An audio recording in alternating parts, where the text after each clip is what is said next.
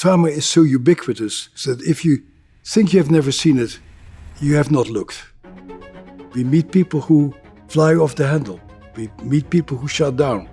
We meet people who are very difficult. It is a rare family that doesn't have a drug addict, alcoholic, disturbed person. One thing I like to say when I give a lecture, are there any normal people who come from normal families in the audience? And sometimes one or two people raise their hands. I say, can I please come to your family for Thanksgiving? Because I've never been to a normal family. My name is Bessel. I'm a psychiatrist, neuroscientist. I have been studying trauma for about 50 years now.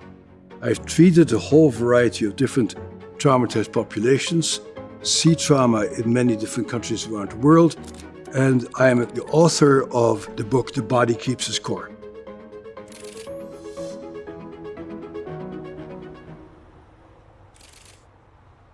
It's important for people to realize that not every mental health professional knows what we're talking about here.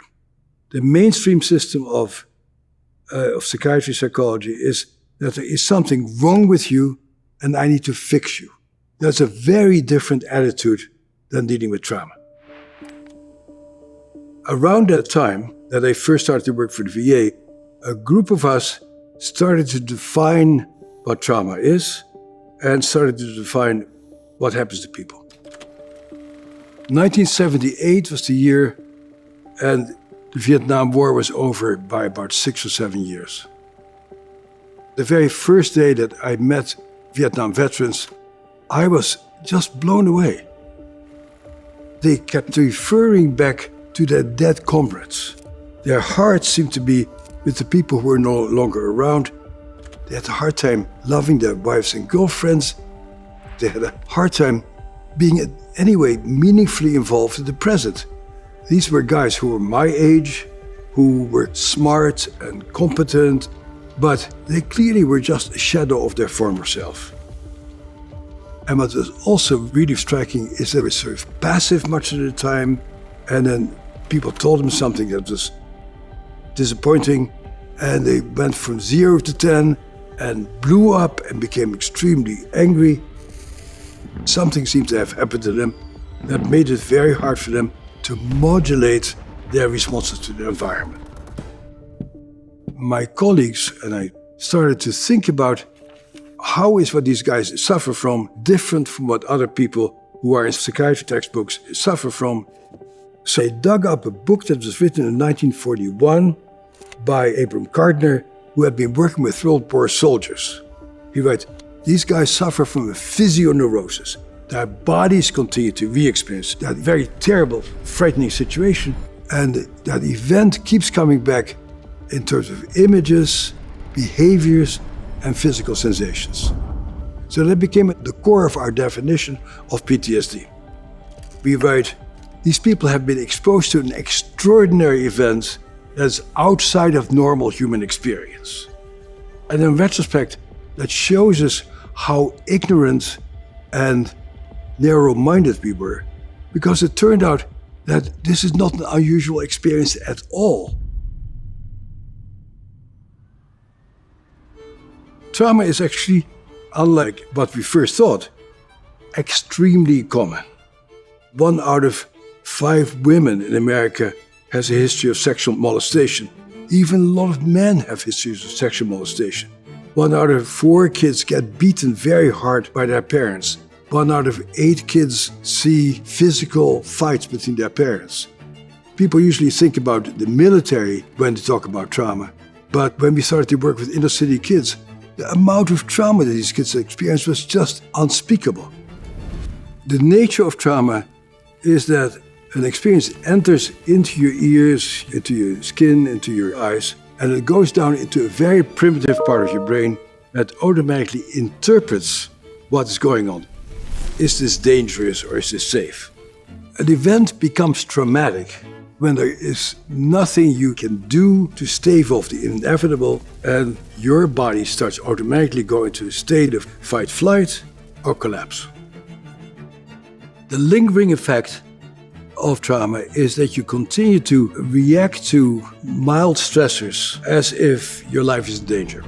And so you tend to become hyper-reactive. Somebody may irritate you in the supermarket. You may develop road rage. You may have a difficult time putting up with misbehavior from your spouse or your kids. And most people actually are barely aware or not aware at all that their reactions that they're having right now are actually rooted in experiences they have had before. That event itself is over, but you continue to react to things as if you're in danger. So the big challenge of treating trauma is how do we help people to live in bodies that feel fundamentally safe?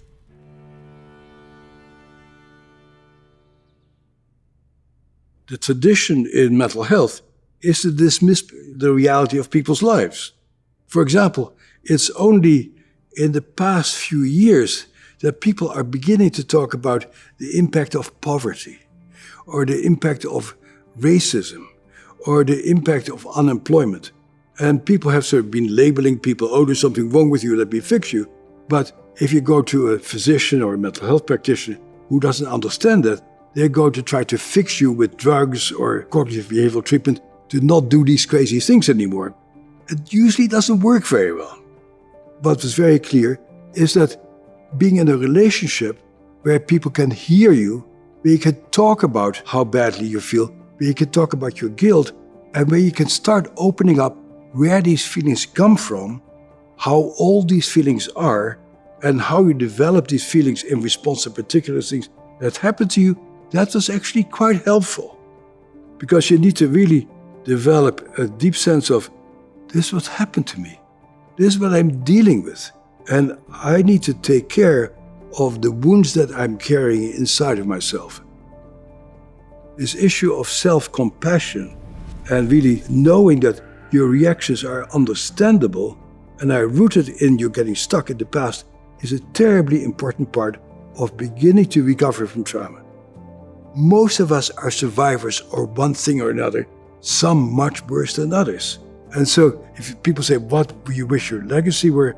They say, I want our society to know about trauma and to really do all the things that are necessary so that people who grow up under extreme adverse conditions can develop a brain and a mind that can help them to become full-fledged members of society. That's our big issue, and that's the big challenge that we have. Get smarter, faster with video